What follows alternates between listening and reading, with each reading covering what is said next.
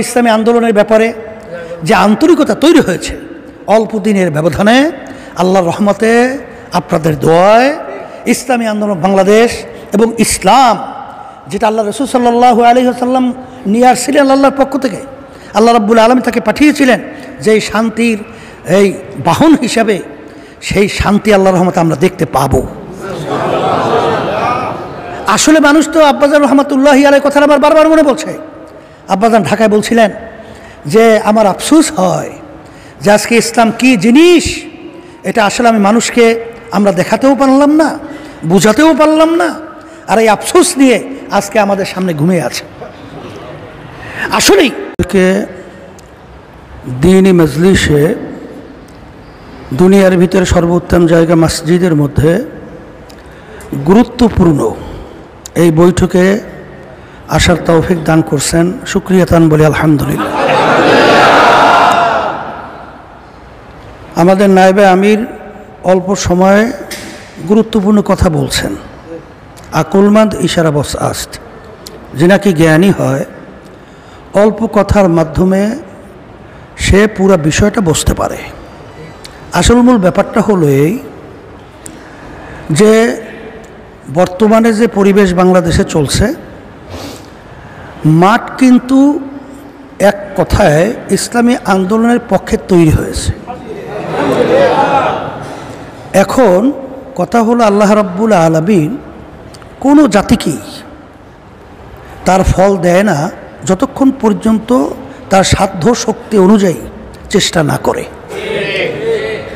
এখন মাঠ তো হামোয়ার, মাঠ তো আমাদের পক্ষে, কিন্তু সেই মাঠের ফসল আমাদেরকে নিয়ে আসতে হলে আমাদের করণীয় আছে। সেইটাই তাকিদ বা গুরুত্ব দেওয়ার জন্যেই আমাদের নায়েবে আমির কথাটা বলতেছিলেন। আজকে আমার খুশি লাগতেছে যে আজকে চরমনাই ইউনিয়ন, চতুর্পাশে নদী, মাঝখানে একটা দ্বীপ, বাংলাদেশের হাজার হাজার ইউনিয়ন আছে, কিন্তু এই ইউনিয়নটা আজকে শুধু বাংলাদেশ নয়, তামাম দুনিয়ার মধ্যে আল্লাহ রাব্বুল আলামিন প্রশংসা সহকারে আল্লাহ আজকে পরিচয় ঘটায়া দিচ্ছেন। এখন এই প্রশংসা এবং এই অবস্থান এটা ধরে রাখার দায়িত্ব সর্বপ্রথম আমাদের মুফতি সাহেব কথা বলতেছিলেন, আমিও বাস্তবতা বলছি যে অনেক ঘটনা বাংলাদেশে বিভিন্ন ধরনের অরাজকতা সহ বিভিন্ন কিন্তু ইতিমধ্যে ঘটে গেছে, কিন্তু চরমনাই ইউনিয়নে বলতে গেলে তার ছোঁয়াও লাগে নাই। এটা শুধু আমরা বলি না, সর্বত্র কিন্তু এটা বলে। শুধু আমরা মুসলমান বলি তাই না।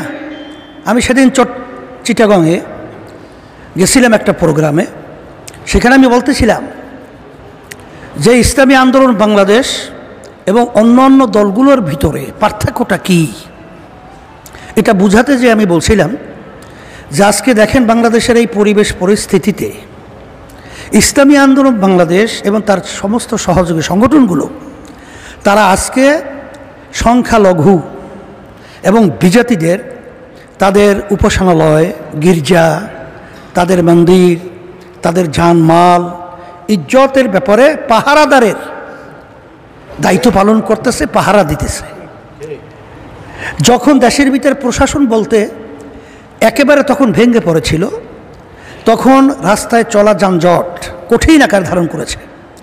সর্বপ্রথম ইসলামী আন্দোলন বাংলাদেশ এবং তার সহযোগী সংগঠনগুলো রাস্তায় ট্রাফিকের দায়িত্ব পালন করেছে। শুধু তাই নয়, আপনারা দেখেছেন যে সেই রংপুরে আমাদের যে আবু সাঈদ, তাকে যে মারা হলো, সেখানে তাদের সমবেদনা তাদের গার্জিয়ান সহ জানাবার জন্যেই আমাদের ইসলামী আন্দোলন বাংলাদেশের কেন্দ্রীয় দায়িত্বশীলরা সেখানে সর্বপ্রথম উপস্থিত হয়েছে। আমাদের নায়েবে আমির সহ দেখছেন আমাদের দায়িত্বশীলরা বিভিন্ন যারা নাকি আহত অবস্থায় আছে এবং বিভিন্ন গণকবর তাদেরকে দেওয়া হয়েছে, সেখানে সর্বত্র কিন্তু আমরা চেষ্টা করছি তাদের পাশে দাঁড়াবার জন্যে, তাদের পরিবার পরিজনকে এক কথায় কিভাবে শান্তি পায় সেই পথটা বেছে নেওয়ার জন্যে আমরা চেষ্টা করেছি।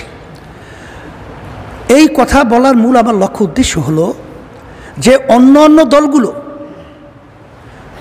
এই অবস্থায় এত মানুষ, এত ছোট ছোট বাচ্চা, এত ছোট ছোট বলতে গেলে ভবিষ্যৎ আমাদের বাংলাদেশের প্রজন্ম, মেধাবী ছেলেগুলোকে পাখির মতো গুলি করে বাংলার জমিনে লুটিয়ে ফেলা হলো। এই সব চিন্তা না করে এক শ্রেণীর তারা নামছে লুট করার জন্যে, জায়গা দখলের জন্যে, সন্ত্রাসীর জন্যে, চাঁদাবাজির জন্যে। এইটাই হল ইসলামী আন্দোলন বাংলাদেশ এবং অন্যান্য মানব রচিত তন্ত্রমন্ত্র রাজনৈতিক দলগুলোর ভিতরে পার্থক্য। সেই হিসাবে আমি বলবো, যেহেতু আমাদের মুফতি ফয়জুল করিম সাহেব যে কথাটা বলেছেন যে বিশেষ করে চরমোনাই একটা ব্যক্তিও থাকবে না দুনিয়াতে শান্তি আখেরাতে মুক্তির লক্ষ্যে এই দাওয়াত পৌঁছাবার দায়িত্ব আলহামদুলিল্লাহ আপনারা আগে পরে যে দায়িত্ব ভূমিকা পালন করেছেন আমরা খুশি। আজকে আপনাদের স্বতঃস্ফূর্ত এবং আপনাদের আনন্দ উদ্বেগ এটা আমাদেরকে আনন্দিত করে, আপনাদের অবস্থানকে আমাদের কার্যের গতি আরও বাড়ায়া দেয়। আল্লাহর রহমতে আপনাদের দোয়ায় আমার তো মন বলছে যেভাবে প্রশাসন সহ সাধারণ মানুষের মধ্যে যেভাবে ইসলামী আন্দোলনের ব্যাপারে যে আন্তরিকতা তৈরি হয়েছে অল্প দিনের ব্যবধানে, আল্লাহর রহমতে আপনাদের দোয়ায় ইসলামী আন্দোলন বাংলাদেশ এবং ইসলাম যেটা আল্লাহ রাসূল সাল্লাল্লাহু আলাইহি ওয়াসাল্লাম নিয়ে আসছিলেন আল্লাহর পক্ষ থেকে, আল্লাহ রাব্বুল আলামিন তাকে পাঠিয়েছিলেন যে শান্তির এই বাহন হিসাবে, সেই শান্তি আল্লাহর রহমতে আমরা দেখতে পাবো। আসলে মানুষ তো আব্বাজান রহমতুল্লাহি আলাইহি কথাটা আমার বারবার মনে পড়ছে। আব্বাজান ঢাকায় বলছিলেন যে আমার আফসোস হয় যে আজকে ইসলাম কি জিনিস এটা আসলে আমি মানুষকে আমরা দেখাতেও পারলাম না, বুঝাতেও পারলাম না, আর এই আফসোস নিয়ে আজকে আমাদের সামনে ঘুমিয়ে আছে। আসলেই ইসলাম এমন এক শান্তির দূত বা এমন এক শান্তির নীতি আদর্শ যেটা একটা পিপিলিকা পর্যন্ত তার স্বাধীনতার নিশ্চয়তা গ্যারান্টি।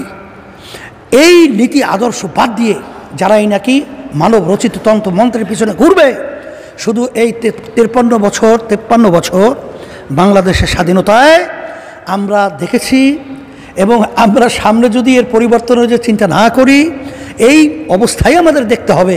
এই জন্য দুনিয়াতে শান্তি আখিরাতে মুক্তির লক্ষ্যে আমাদের সকলকে একত্রিত হয়ে কাঁধে কাঁধ মিলিয়ে ইখলাস নিয়ে পরামর্শ করে আমরা যদি কাজ করতে পারি, আলহামদুলিল্লাহ আমার মন বলছে সেদিন বেশি দেরি নয় যে অল্প দিনের ব্যবধানে সেই সোনালী সূর্য আমরা বাংলাদেশে দেখতে পারবো ইনশাআল্লাহ। আমি আর কথা বেশি লম্বা করব না, আপনারা কষ্ট করে এসেছেন, আমি আপনাদের জন্য দোয়া করি যে আল্লাহ আপনাদেরকে জাযায়ে খায়ের দান করুক। আমরাও দোয়া চাই আল্লাহ আমাদেরকেও যেন জাযায়ে খায়ের দানের মাধ্যমে আমরা সবাই পরামর্শ ভিত্তিক দ্বীনের খালেস খাদেম, দেশের প্রকৃত খাদেম হিসাবে মানবতার প্রকৃত পাশে